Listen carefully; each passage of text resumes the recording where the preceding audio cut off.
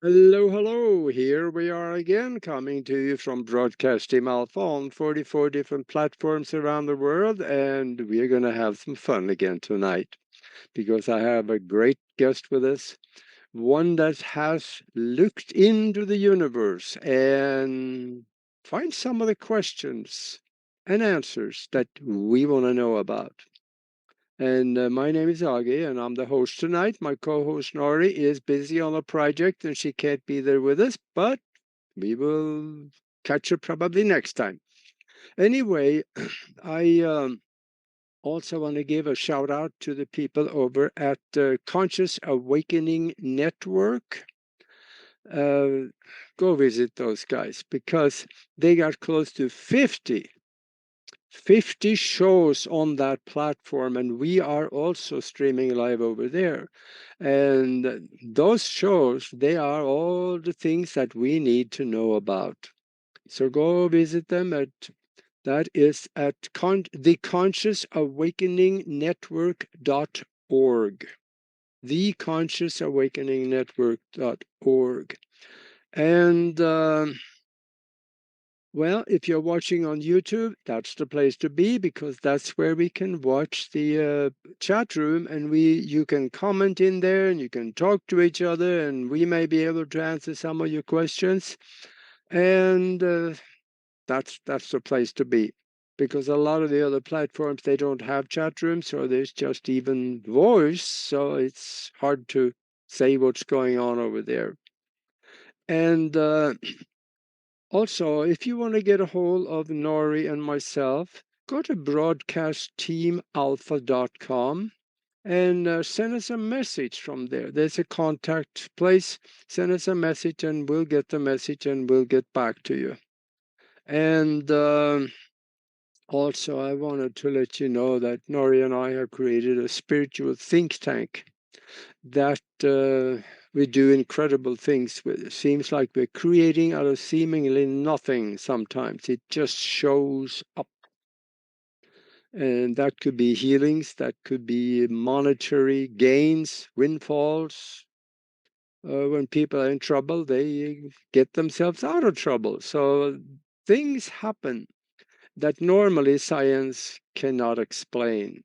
So if you want to be part of that, send us an email to themastermindconnection@gmail.com, and we'll send you some information and a link to come and join us and have a look. And now I want to introduce the guest to you. We have Aaron Kuhn with us. And for those of you that want to, surf the internet while you are listening, here's a website where you can see him, and that is journeytotruth.online. Journeytotruth.online. And you'll find him there. And also, if you want to look at the books that he's got out, go to Amazon and put his name in there, and it'll come up. And I wanted to talk about maybe just a little bit about that last book that he's got out in the very beginning, and then we're going to get into some really interesting things. Now, Aaron is an author, and the last book is called Walking to the Infinite Universe. It's on Amazon. And he's also a podcaster and a researcher and a co host on Journey to Truth podcast. He has, or he was a devout Christian until he was about 25 when he started researching in alternative documents and books by David Icke, Jordan Maxwell, Dolores Cannon, Gregg Braden, and others. And that's usually what happens when you start following and reading what these people have talked about. Things happen. We wake up. And that's why we will have a little fun tonight, because we're going to talk about what is all this stuff that we see around us? What are we? Is all these things around us and how we fit into it, is that just a holographically projected computer program that we are playing in? Well, we're going to find out a little more about that, because there is actually a science behind all this. But when it comes to those questions, I'm really interested in finding out who's sitting at the computer. That will be a good one. So, hey, welcome to the show, Aaron. Thank you so much, Aage. It's great to be here. It's a pleasure. Yeah, Thank you. this is going to be fun.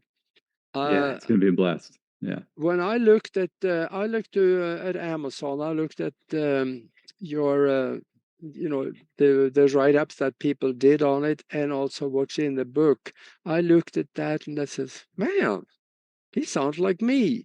So I want you to talk. I Right. want to talk about this book just for a little bit before we get into the meat of the universe.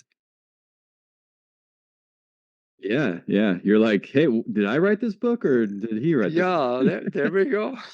Because I have your book, by the way, and it's phenomenal. And I wasn't like trying to emulate your book at all or anything. But then when I went and looked at your book after I had written that whole description, I was like, oh man, that your book is very similar to my book. I had that thought too, actually. So Yeah, yeah, I think we're very, we have a very similar thought process, we got a few and things in common. a lot of things in common for sure. So yeah, Yeah. my new book I just released uh barely over a week ago. It's called Waking to the Infinite Universe. It's available on Amazon, and yeah, so I'll just read real quick the back of the book, which talks about what it's about. So, this book's the journey of discovering the truth of life and the universe. Are we alone in the universe? Are extraterrestrials and UFOs real? Do other dimensions exist? Are there beings in other dimensions? Are we more than just a physical body? What happens after we die? Is there divine intelligence behind our reality? Is the universe conscious? Are we all one and connected to everything? Are our inner world and outer world connected? Is a great shift happening on the planet? Is there a control system attempting to keep humanity and these truths suppressed? So, Mm-hmm. essentially, the book is an attempt at exploring and answering all of those Yeah. questions, and it's all in there. Mm-hmm. But you can only put so much in one book, so Yeah. I do the best I can, and I go deeper into certain topics than Well, others. that But I try to cover, I try to show how it all connects and the yeah, general nature of reality and how it all fits in, how those pieces all fit yeah, in. So, and that tells me that there needs to be another one. yeah, exactly. There will be another Yeah. one. Yeah. Absolutely. I want to ask you first. I mentioned in the introduction here that what is this thing around us? We have heard about the simulation, and there are scientists coming out now and saying that the numbers and the equations that we see on the blackboard using the formulas of quantum mechanics show us that there is a 93% chance that we are in a simulation. Now Yeah. that's heavy. That's a heavy number. Yeah. What do you Yeah. think? What is this thing and how did it come about? Yeah, that's a fantastic question. So the universe, well, let's start with go back to all the ancient texts, right? And what do so many of them talk about? The universe is an illusion. What we see is an illusion, Brahman, Maya, you got the basically all the ancients talked about a greater reality beyond what our five senses can perceive and beyond this physical reality, right? So there's that. And then also the universe appears to be holographic, fractal and holographic in nature. Yeah. And that's you got as above, so below, as within, so without, right? That whole, so it appears that everything that you can perceive on the smallest level will be mirrored on the biggest level, the micro and the macro. And then there's the whole law of attraction and manifestation, like the universe being conscious and we're affecting it with our consciousness. And, it's like whatever you hold within you is going to be mirrored externally to you. But then it's like, it appears to be externally, but is there really an external? Because it's like you start getting into all these deeper questions of like, well, what is reality? Like in the Matrix, when Morpheus says, is reality simply what you can perceive with your mind? What you can touch, smell, taste, see, and hear? Is that all reality is, or is it something more, because your brain is a interpreter of reality. It's a receiver. So your brain is receiving information and data and then interpreting it, and then that's forming the image in your mind. That's forming what you're sensing. But that can be changed, right? And this is proven with like hypnotists and different people, and with many of the ancients who were able to do these superhuman things, and yogis and stuff. Like, you can change reality because ultimately it's an illusion. And like you just said, our own modern science is now proving and showing that there is no physical reality. It's all, it's energy, it's vibrating energy, but it also appears to be a simulation. So it appears to be some kind of, basically like a type of computer simulation. So it's like, okay, well then what actually exists? The experience is real. I am talking to you right now. Like we're having this experience, but what do you define as real? At the end of the day, it's like, if when I die, am I going to experience a greater reality? That this reality, that's what many near-death experiencers talk about. This reality, they say it's like they woke up from a dream, but you don't know that until you wake up. Like when you're dreaming, you generally, unless you're lucid dreaming, you don't know that you're dreaming, right? You in that moment think that is reality until you wake up from a dream, right? Well, it's the same thing with this life. Whenever we die, and then we're like, oh my God, that was just like a dream I was having, that the real me was having, right? And hopefully a good dream. Hopefully it's well, that's just it. And then you realize you are in control of whether it's a good dream or a bad dream. And we're kind of taught the opposite by society. We're taught everything is out of our control. We're a victim. Things are just happening randomly, and we have no power, right? Well, it's the exact opposite. Is what you start realizing that, wait a second, we have all of the power essentially. We just have to wake up to that and tap into it. And then we can change this dream from a nightmare or a bad one to an amazing one. But going back to the simulation, I don't want to get too off track. There, our modern science even is starting to see, they're saying that it seems like there's a code. They're seeing like this code underlying reality, and the quantum physics is starting to show like there's this underlying computer-like code and energetic structure to reality that seems to be conscious, and our consciousness seems to be able to affect it and interact. And the thing about what you just said there, that is the real thing, because there is this physicist, called James Gates. He says that when we look deep in the equations explaining the fabric of space, we find computer language. We didn't put it there, but it just shows up. And if there's computer language in the fabric of space, there's got to be a computer somewhere. Right. So then again, who's sitting at the computer?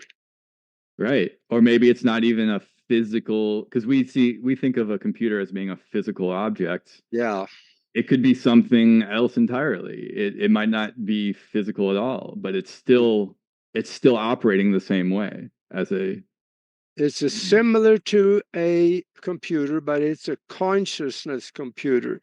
And the only way it can express itself in the physical reality is using what is familiar to us, and that is computer language. Exactly. Exactly. Exactly. And yeah, so essentially our physical body is like a computer within the greater computer, right? So our Yeah, body is a computer, is a smaller computer within the greater computer that can be programmed.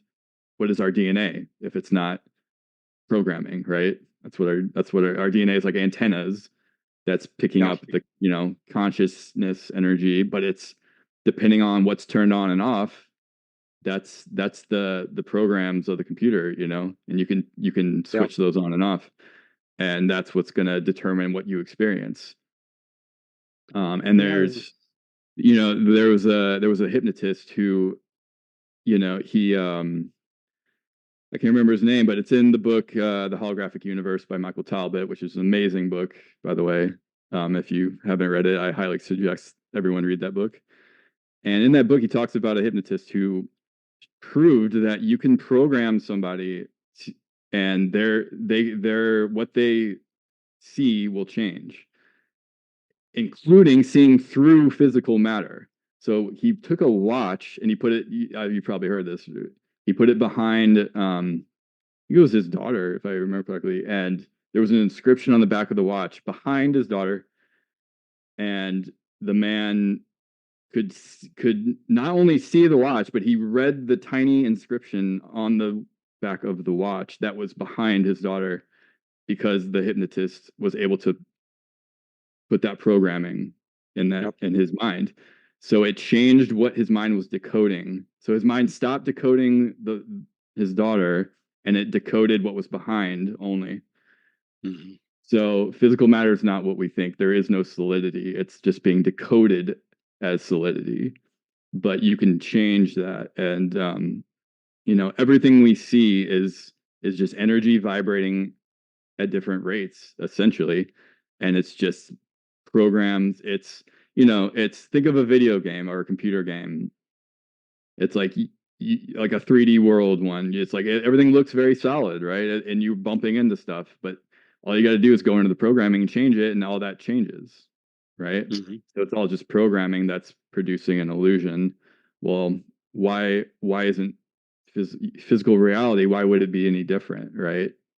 Yeah. Especially what we just talked about. So it's the same thing. It's just we're we're basically it's like a really realistic virtual reality game that we're living. So Yeah. like I'm playing the character Aaron Kuhn. You're playing Aage Nost. Like, Yeah. but the real us is not that. This is just like an avatar that we're currently experiencing. The real us is somewhere much greater, is the consciousness that this body is picking up on, and I've formed a personality, and I have a name, and everything else. Yeah.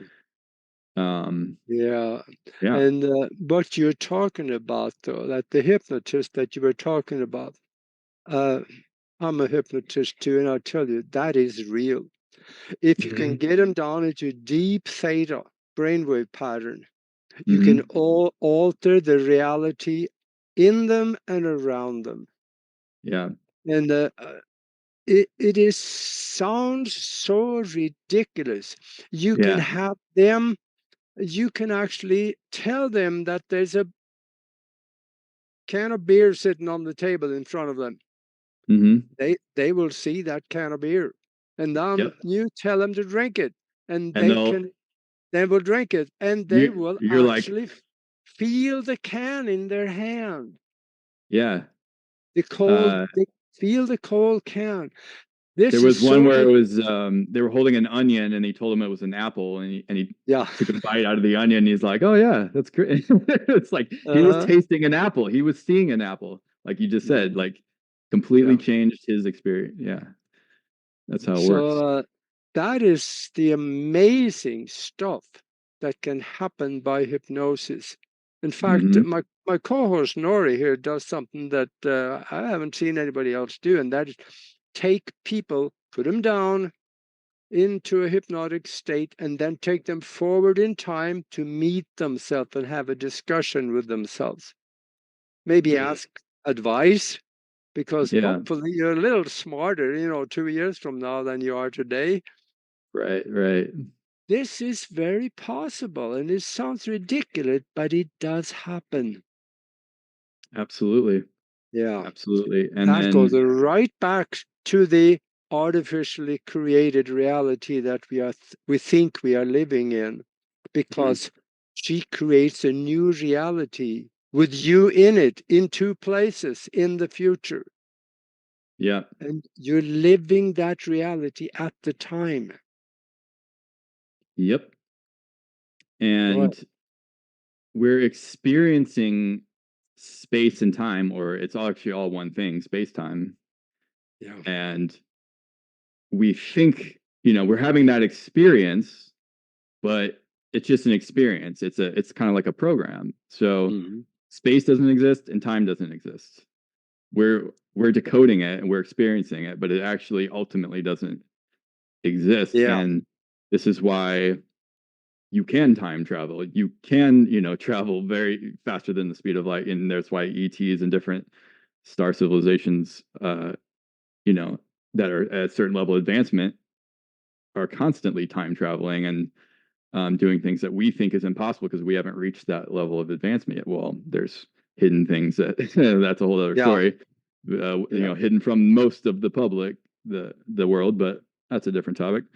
Yeah. But yeah, and then you look at what like Einstein said: reality is an illusion, albeit a persistent one.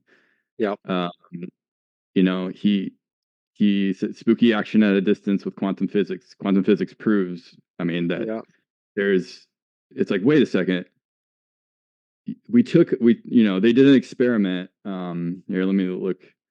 I wrote about this in my book. So they did an experiment where they had a particle and Is a um, photon? I believe it was a photon, Yeah. if I can find it here. Yeah. So, well, there's the double slit experiment, which I talk about, which Yes. proves, yeah, the wave particle duality, where nothing, until you perceive something, it's exists as a field of possibility until you lock it in. So there you go, computer program, because a computer, the computer program is not all the data on the disk or on the whole program, but it's only decoding a tiny bit at a time. Well, there you go. I mean, the double slit experiment proves that that's what's going on here. Yeah. Because Um, by the time the photons, one by one, make it through the double slits, if you observe it, it acts in one way. If you don't observe it, it acts different. yes, yes, exactly. Oh yeah, here we go. So this is what I was trying to find. So there was an experiment done at the University of Geneva in 1997. They took a single photon, broke it into two separate photons, and then they put they put both photons into a chamber and had fiber optic cables that sent each photon 7 miles away in opposite directions. So they were 14 miles apart. Yeah. And they would manipulate one of those photons, and at the exact same time they manipulated one of the photons, the other photon would do the exact same thing with zero time lag, instantaneously. It would whatever they manipulated it to do, the other one would do. So they were quantumly entangled, and that proves that Yeah. there's They a lot were. more They. going on here Yeah. than Yeah. we'd see. They were still connected, even though they were Mm-hmm. 14 miles apart. And I know the Exactly. naysayers will say, yeah, sure, how do they get message? That takes a little time. No, they used atomic clocks Mm-hmm. to time it. And that Yeah. was down to 1 trillionth of a second accuracy. Right. So, Zero. It was yeah, exactly the same time. Right. yeah. 14 miles apart. So So, that proves it too. But right. let's go. We talked about time travel. And how do we do that? If we are here now, how do we go to a different time, or we go to a different location? If we step out of the physical where time and space is not the same, we can move backwards and forwards and then jump back into the physical again. But that goes back to what is outside of the physical. Is that where ghosts exist? What Yeah. do you think? What do you think? Yes, because physical, the third dimension, the five sense physical reality is only one plane of existence. But what if there's more than just one plane of existence, right? Yeah. Well, in my opinion, and I think there's a lot to back this up, there are many, many levels, many planes of existence. And there's obviously, we all hear about the astral plane, right? So people have out of body experiences, astral travel. That's what, um, a lot of times near death experiencers start out on the astral. They start out having just like an out of body experience, and then they go either through the tunnel of light or they go to other, crazy places. And then they come back. But ghosts are essentially disembodied spirits of that, some, a person, or really any being. Um, it's essentially, so we have a physical body, but we also have an astral body. We all have this. And the astral body is, while we're alive, is like anchored into our physical body. But when we die, that breaks and then it goes and leaves the physical body. Now, a ghost, in my opinion, is an earthbound spirit, one that hasn't crossed over, so to speak, that for various reasons, if the death was very traumatic, they had a lot of fear, suffering in their life, pain, sadness, depression. What are those? Those are all very low vibrational energetic states, right? So what does that do? Those are very dense, you could say, energetic states that ties you down to the earth plane, especially when there's a lot of like religious programming sometimes, or guilt, any kind of like programming or energy that basically, the spirit either is too afraid or doesn't want to cross over and go to the higher planes, or they're just trapped in those energies, and they just like they need help, like they're kind of Yeah. like stuck. So that, in my opinion, that's what usually creates a ghost, is that someone dies and is in that one of those states. And that's where you get things like hauntings and things like scary, scary Yeah. hauntings, because you have these spirits that are in a really bad place that you're going, and like they're going to start interacting with you. Yeah. um but in my opinion, sometimes it's like a residue, I think, sometimes, rather than a full spirit. And that's where you see these spirits, these ghosts that kind of are playing this like loop over and over again, right? Well, in my opinion, that's almost like an energetic imprint, that like part of the energy of that person is still here on Earth, that is like playing out this loop, from their life. Um, Yeah. there's various reasons for that, but in my opinion, most ghosts are just earthbound spirits, Yeah. astral, energetic. You could call that the energy body of that person that gets stuck on the earth plane. Yeah. And I you can cross them over. There's many people that do this work. I know, my good friend Laura Van Tyne crosses over spirits all the time. She does this constantly, helps them cross yeah. over. So Now, in my experience is that most of them are probably earthbound spirits, but those are the spirits of people that had no or very little spiritual knowledge beforehand. They walk hmm around their physical life all their life knowing that when I die, there is nothing. Well, yeah, then they blackness, die and nothing. they say, wait a minute, where's my V8? I'm wrong. Now what do I do? So You're these right. are the atheists that has no spiritual knowledge. They don't know what to do. So They're when confused and yeah, lost. Yeah. when the astro traveler get out there and they see you, they come, they ask questions, they want to know, they needy. And I would say in the hmm beginning of, and if you start practicing astro travel, don't mess with them because they are so needy they will follow you home sometimes, and you can Attached end to up you. Yeah, they do, and Yeah. that not necessarily good. You can educate them. You can tell them, "Hey, you don't belong here. Go on home. Find a light, or use the spiritual telephone. Think of your Hmm. mom and tell her to come and get you if she Yeah. has passed on." And very often, your mom will get the call, and somebody will come and get you and take you where you're supposed to be. Hmm. Exactly. Exactly. And you know, you hear about a lot of so there's you know, it's like newer souls, I guess you could say, that haven't had a lot of lifetimes to where, you know, Yeah, they, like you said, they are kind of like lost. yeah, the They newbies. haven't, they're newbies. They're newbies. They haven't matured enough to realize like, oh, this is just one lifetime, and and I'm gonna have many more, and I'm not this body, and you go Yeah, elsewhere, you know, when you die, and it's like they get lost in the incarnation. So they think, like you said, they're in this incarnation. They think they are their body. They don't think there's anything outside of this yeah, one life experience, and or they think it's like heaven or hell or whatever the religion teaches, and that's it. And but generally, in that case, like they'll experience something similar to what they're expecting to experience, like a yeah, heaven or a hell reality, because that's what their vibration is at, and that's what they're expecting. So that's what they're being pulled into, that like whatever realm or experience that their belief system is set at. But when the ones that are more like they don't believe anything, like you said, they're just lost completely, like and then they die, they're like, wait, you mean I wasn't just that body? Like I'm something greater and I'm still alive? Like, and they don't know yeah, what to do, like you said.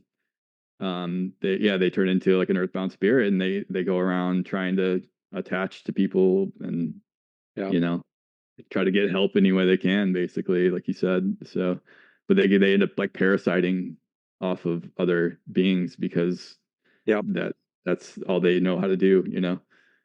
yeah. So That's yeah, but right. you can help them. You can help them, but generally it's like, you know, it's you can either avoid them or you can try to help them, but you have to know what you're doing, obviously. I would say don't try to help them unless you really know what you're doing. You've been You out really got there to a know what while. you're doing. Yeah, Yeah. because there are things you don't want to do, and there are things you can do safely, especially protect yourself in a bubble of light and stuff like that. But Yes. I got another question for you. We hear this all the time on different shows. We are all one. Yes. Okay. Now What does that mean? you're sitting over there. I'm sitting over here. We are somewhere around 2,500 miles apart, Yep. and we look different, talk different, are different, but we are one. How can we be one? Right. Well, here's how. Let me phrase it as a question first. What if I am not this body? What if you are not that body? What if you are something greater? What if I'm something greater? And what if at a certain level we're the same stuff? We're made of the same thing, you know? So that is how we're all one, in my opinion. Just as a wave is a part of a great ocean, and there seems to be all these separate waves, but are they separate? Because they're all part of the same ocean. They're just temporary manifestations coming out of the ocean. But Yeah, then they go back into, you know, flat, and there goes the wave. But where did the wave? It was the ocean all along, just having yeah, this temporary wave. Well, that's what you and I are right now. We're the same oneness, which, in my opinion, and this is what all, you know, basically all the ancients said and believed, is that we're all God or infinite consciousness that's temporarily having an experience of physicality as a human being. And we're kind of like all having an experience in the mind of God, you could say. And yep. we've never left. So you've never left heaven, you could say. You're there Mm. right now. You've never left the mind of God. You've never left. You are God, essentially. You're a you know, you could say you're a child of God. That's one way to put it. But you're made of the same stuff. We're all made of that same God energy that's infinite, eternal, and time and space is a manifestation coming from that, but it's not. Time and space is not the ultimate reality. It's an experience that one consciousness is having, and it has it through separate points of awareness, because how else can you have an experience if there has to be different points of awareness to experience the different aspects of God, you could say, the aspects of all that is, which is all that you can possibly imagine and everything you can't even imagine. Yeah, right? So think it's infinite. Aage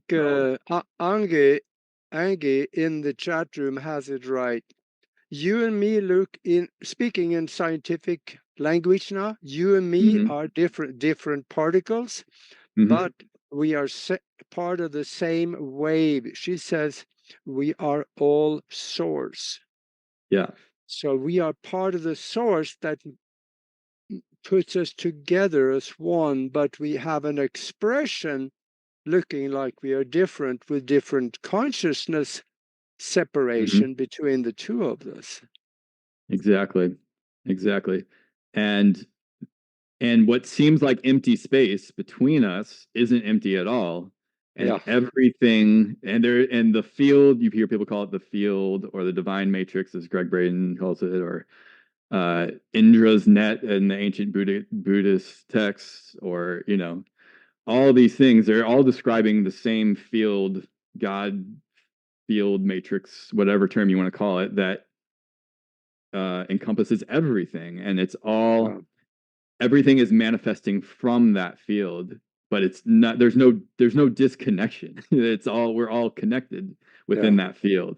So that means anything you do to one part of the field is going to affect the whole. So anything I do to you is actually I'm doing it to myself, essentially, and that's why karma exists.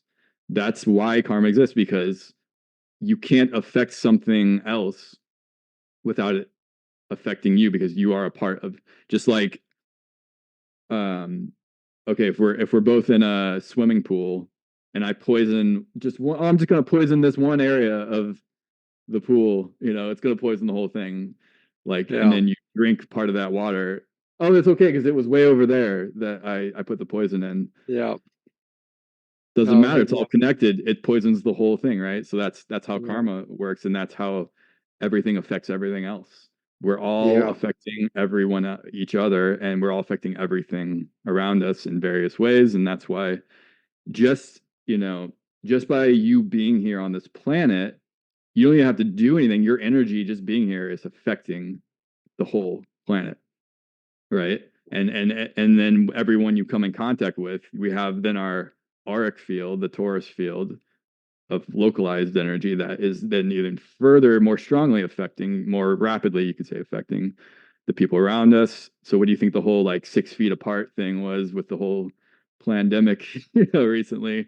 Why you think they just randomly came up with that number, 6 feet apart? No. You know why they came up with that? Because that's generally how far our field extends outside of us, our auric field. Yeah. And they wanted everyone to be separate, so we're not, they got to slow down the ascension and the awakening, right? They're like, oh yeah, 6 feet apart.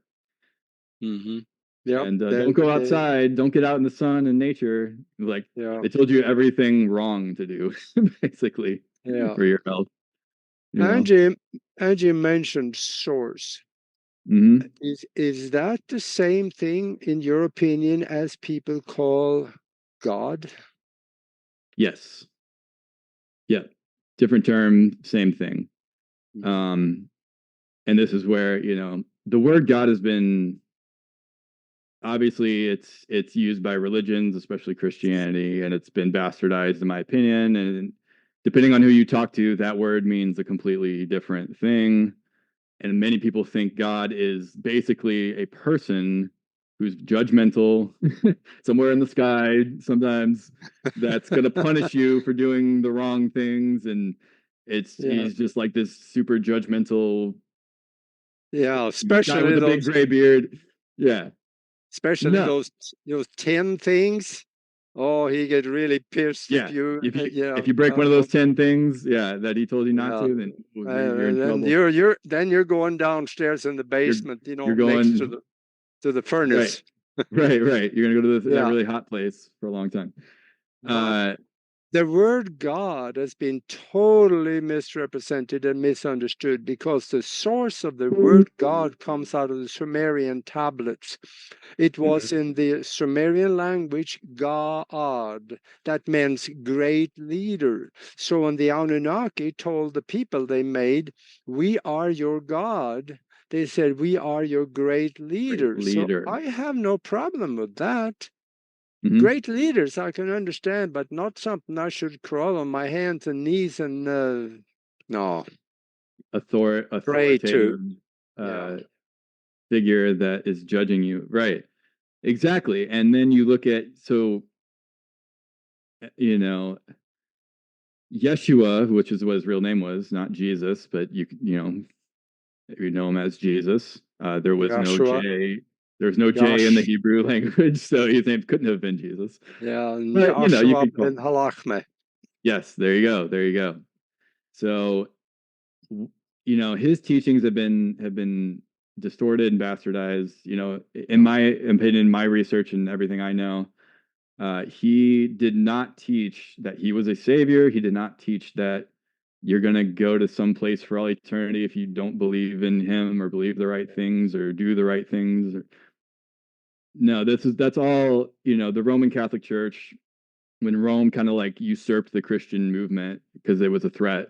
They had to like, okay, we got all these pagans and we got these Christians that are a threat. We gotta create our own church. So we're gonna call it the Catholic, which means universal. That's what Catholic means. We're gonna create the universal church that you know, everyone has to do. So, all right, let's decide now what goes into the Bible. So the Council of Nicaea we hear about, they basically pick and chose what books that they wanted to include in the Bible.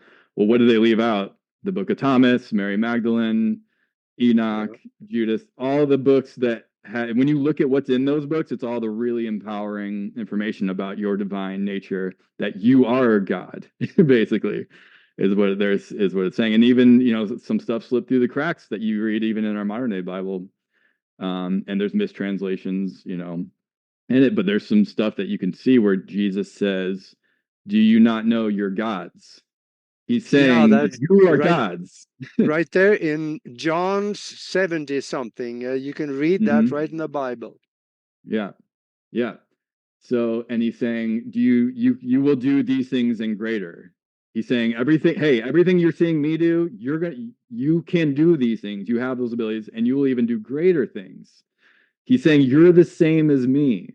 He's not saying, "Hey, I'm on this pedestal and you need to worship me and you're just Yeah. this lowly sinner that, you're going to go to hell if you don't believe in me." No, that was not his message at all. At all. Yeah. And you can do your research on that. And I challenge you to Yeah. do that, and if you truly do that, you will find that was not his message. Even the word hell is even a mistranslation in the Bible. It's not even what we're taught it means, is not even what any of the words that get translated as hell meant. And I talk about that in my book. Even God, the word God gets mistranslated, like Elohim, which should be translated closer to the shining ones, Yeah. or it's a plural word that means plural beings, and somehow it gets translated as God. That doesn't make any sense. Well, to me, it sounds a lot more like extraterrestrials or higher dimensional beings that came from the heavens to Earth, made man in their image. And you could say, oh, well, they're talking about the Anunnaki. I mean, clearly they're talking about extraterrestrials, in my opinion, with Elohim. Um, and hell, it's like, yeah, there are hell realms, but you're only going to experience that if you're a match to that frequency. So the teaching shouldn't be believe in a savior external to you to save you from hell. It should be you're your own savior, and you need to raise your frequency so that you will experience a match to whatever your frequency is at. So if you're staying in these low vibrational, if you're depressed and angry and hatred and all these low vibrational states, well, guess what you're a match to? You're a match to that, Yeah. right? So you're going to experience more things to be angry about, more things to be depressed about, more things to be afraid of, because that's what your frequency, that's what you're putting out into the quantum field, so to speak, and that's Yeah. what's going to be mirrored back to you. because the universe is a giant. It's basically a giant like computer simulation, like we talked about. You could think of it as a giant self-aware, almost like a video game or game where it's like you're gonna keep going through the same level if you don't get the lesson, right? You're gonna keep experiencing the same things or whatever you're a match to, because that's what you need to wake you up to get it, right? And to learn that lesson. And Dolores Cannon talked about this. She's like, whatever, you know, lesson you need to learn, the universe is going to keep giving you that lesson until you get it and learn the lesson. You're not getting, there's no bypassing, there's no spiritual bypassing your way to enlightenment or to some greater reality. Like, you know, a lot of people, it's like they're living this physical life, but all they want to do is escape this physical life their whole life. And it's like, well, you didn't come here to escape here. That doesn't make any sense. You came here for a reason. Your soul chose to be here, in my opinion. You chose to be, you wanted to be here. And there's a reason for that. And it's for your own growth, and it's for you helping others, serving others as well.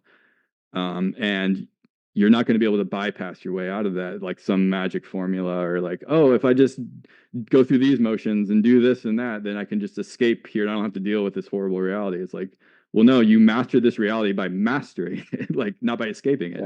So you gotta experience what it's like to feel all these emotions and to be hurt by somebody or to be whatever, so that you can transmute that and you can learn those lessons of what that is teaching you, what those seemingly negative experiences are teaching you.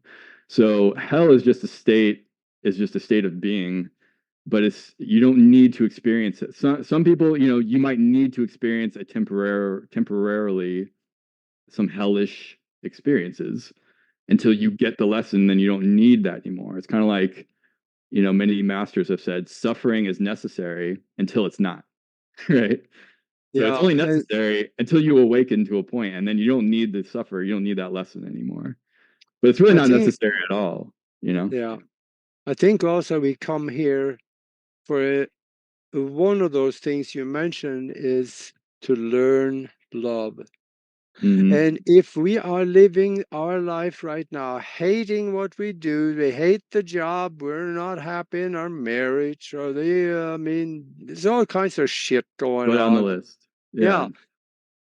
The only way that you probably can avoid coming back and doing that over again is to learn love and forgiveness. Yes. And you got to change your thinking. Otherwise, you're coming back. You're gonna keep experiencing it over and over and over till you get it. And that's it. You just said it, love. It's like love is the ultimate reality. That's what God is. You hear people say God is love. Well, it's like, what does that mean? Well, let's think of it. So God is infinite energy, infinite conscious energy that we all at our true level, at the truest level, are that. And we're having a temporary experience. So the more we can connect to that energy and embody that energy, then we are embodying the energy of God. And there you go. Like, then you don't need to keep experiencing, you know, these things that are suffering and pain and horrible things. It's like, then you're going to start creating your own reality. Well, you're going to start creating consciously rather than unconsciously. The more unconscious you are, you're just kind of like stumbling through life and reacting to things. You're reacting to everything. You're in reaction mode, right? Because you're not conscious. Because you don't realize you're not the thinking mind and the physical body that's just in reaction mode all the time. You start to expand and then embody that love God energy. And now you can consciously choose how I'm going to react to when someone does something to me or says something to me or some unfortunate thing happens. I had realized, I asked first, what is this teaching me? What can I learn from this? And how am I going to respond to this? Because I have a choice in that. And based on how I choose is going to base what is going to come after and what I'm going to experience. Yeah. There's a saying out there, and that is that the answer is love. It doesn't matter what the question is. Yes. And Exactly. there's something to that. And I have it from a solid authority that God is love. Because Albert Einstein, about a year before he died, he made the comment in an interview, and he said, I have studied, I even think I can quote this, I have studied the universe more than most, and I have found that it is all is made from the vibration of love. Yep. So take that and put it in your pipe and smoke it, because that is Yes. love. And anybody that has a near-death experience and gone through the tunnel and come back to talk about it, they all talk about the feeling of love. Yep. Yeah, exactly. What is basically every near death experiencer Yeah, talks about, oh my God, like it was, they can't even describe it. They can't even put it into words of what yeah, they yeah, felt, what they experience, because it's so far beyond this, we can physically translate, and especially into words, right? It's so far yeah. And beyond. They're just, they there's like don't love. want to Love go. is the only thing I can describe it as, right? Like it was just Yeah, love, but love that you've never even like experienced. You can't yeah, even, you have to experience it to really know what I'm talking about. They all say that. They all say that reality is way more real than this reality. And we're like, yeah, wait, how can something be more real than this? Because all we think we know is this physical reality. So it's hard for us to imagine a more real reality than reality. What we think is that, well, that's because this is a dream that you're currently in. But the yeah, second you awaken from that dream, just like I said, when you're having a dream, do you realize you're having a dream and that there's a greater reality? No, you're completely engulfed in that dream, and you're just, you think yeah. that temporarily you think that is your reality, right? Well, it's the same thing with physical reality until I, when I, you die, but you can do it, but you don't have to die. And that's what near death experiencers, they temporarily die, which they yeah, don't die. There is no death. Death is just a transition of your awareness from yeah, here to a greater reality. yeah. And We they have the, experience that, and then they come back to the tiny one. They go, "Oh my God!" And they're trying to tell people, and like, that's what Yeshua, Buddha, Krishna, all the yeah, masters, Babaji, they all were trying to tell the world of the greater reality. And what happens when you do that? Well, some people are going to get it, but a lot of people are not.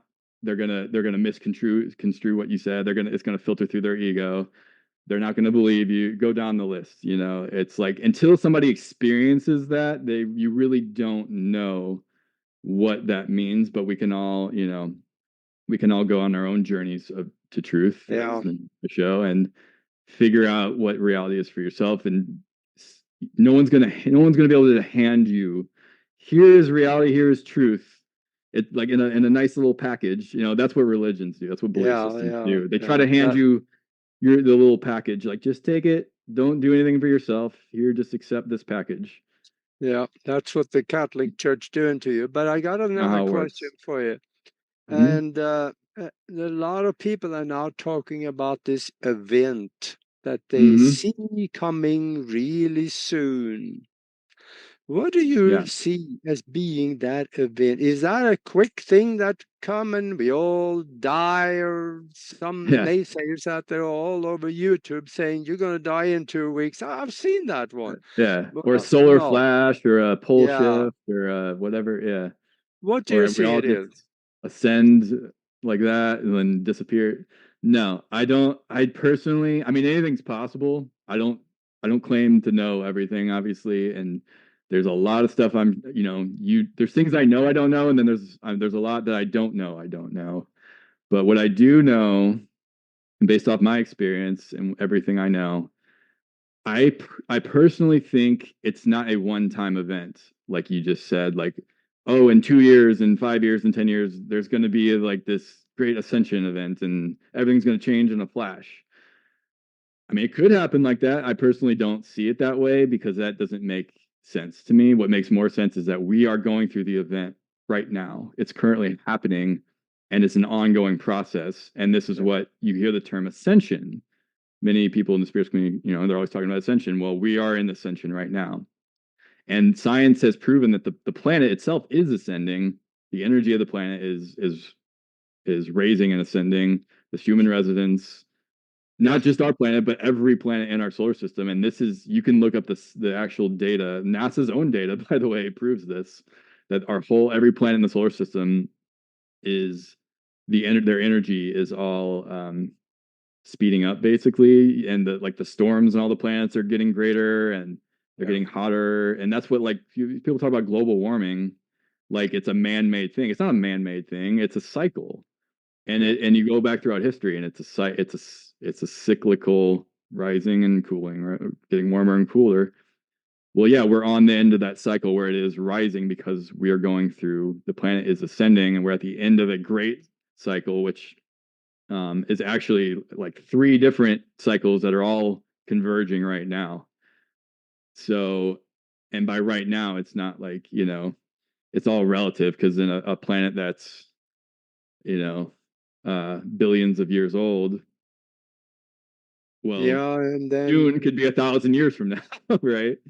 Or a couple thousand years. But I do think we are at a point in time right now where everything is kind of exponentially coming to a head, because you look at just 100 years ago and look at the technology we have now, look at the connection that we all have now, especially with the internet. Look at the awareness and the awakening that's happened just in the last 20 years, let alone 100 years ago. It does seem like everything is exponentially increasing, and things are getting more chaotic, way more chaotic and crazy, as the old energies and the old system is in its death throes, because they're clinging on for dear life, and they're causing all this chaos, and the people that are stuck in those energies are kind of getting all agitated and going crazy. At the same time that's happening, you see this beautiful awakening happening, and people are getting more spiritual. They're awakening. They're becoming more loving. We're forming more unity. We're becoming more conscious, right? It's like 2 realities, two very different energies are all getting more intense. And this is you hear people talk about the split, right? Like Dolores Cannon talked about the split, and there's the old Earth and the new Earth. And people debate, is that a timeline split? Is that a physical split? What does that mean? Well, in my opinion, I view it as a timeline split, because there's multiple timelines, and the energies, if you have a whole bunch of people on the planet all in a dense energy vibrating at that level, and then you have a whole bunch of people vibrating at a much higher level and a higher energy, at some point, as those get more intense, there has to be a split, because they physically won't be able to stay in the same location at some point. And that's science. That's actual science. And that's the ascension that is currently happening. So I don't think it's a one-time event. I think it's happening right now. And I think it's up to, it's really up to us to how it plays out and how rough it's going to be, or what physically is going to take place and how it's going to look. But it's happening. And I think, as long as you're awakening, I mean, if you're watching the show right now, you're on that ascension timeline, in my opinion. If you're interested in any of this stuff and you're watching the show, you're there, Otherwise, you would not be watching this right now. That's right. Listening to this show. I know that we got only 3 minutes left of the show here, but I want to tell you though that I agree with you on that, because I think we are in that projection of the event, but there may be smaller things in between that some people will consider, oh yeah, that was the event, like this thing that people put in their arm, over the last couple of years. Right. That could be the event for some people. Mm-hmm. And especially if they don't make it, definitely was that event. But right. On the other hand, I think it's going to take a little while to get through this raising of consciousness. And I see that we're getting close here. So talk to the people that joined us late a little bit about that book, that last word book you have. I'll tell you, the title and what's in it, it talks to me. Thank you. Yeah, I just released my first ever book. It's called Waking to the Infinite Universe. It's available on Amazon. For those of you who are watching this on YouTube, this is it right here. And basically everything we just talked about in this show is is touched on in this book. And I also touch on UFOs and extraterrestrials.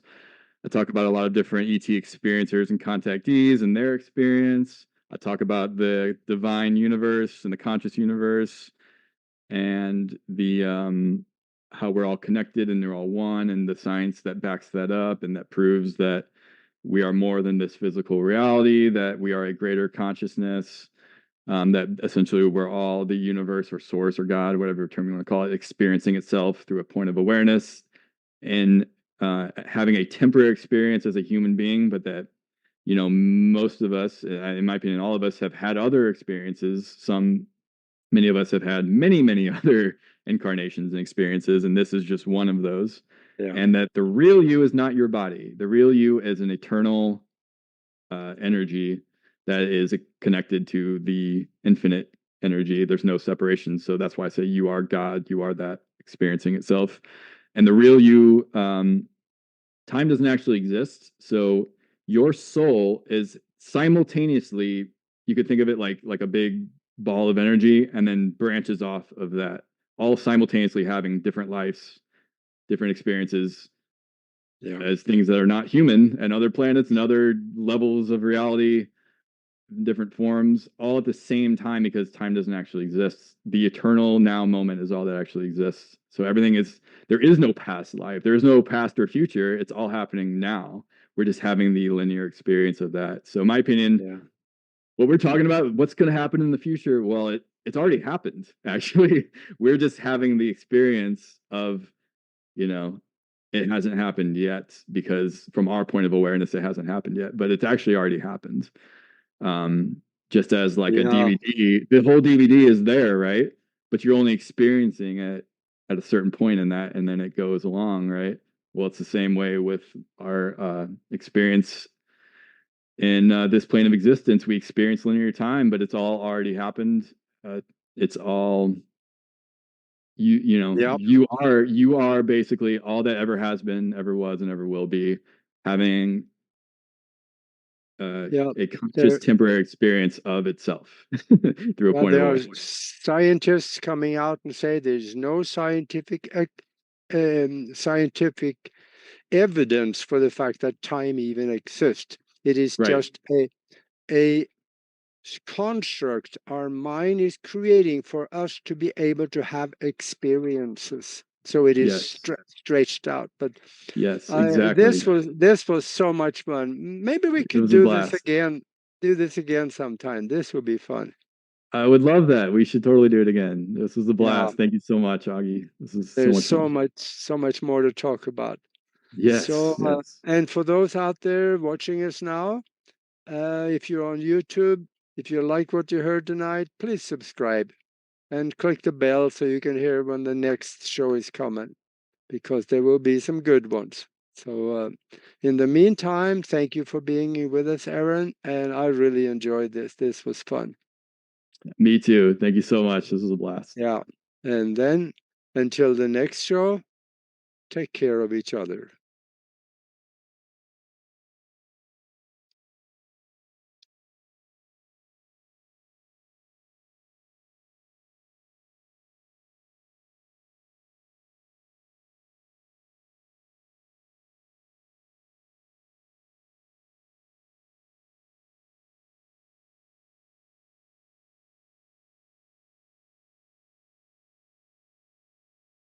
Well, we're done, Mac.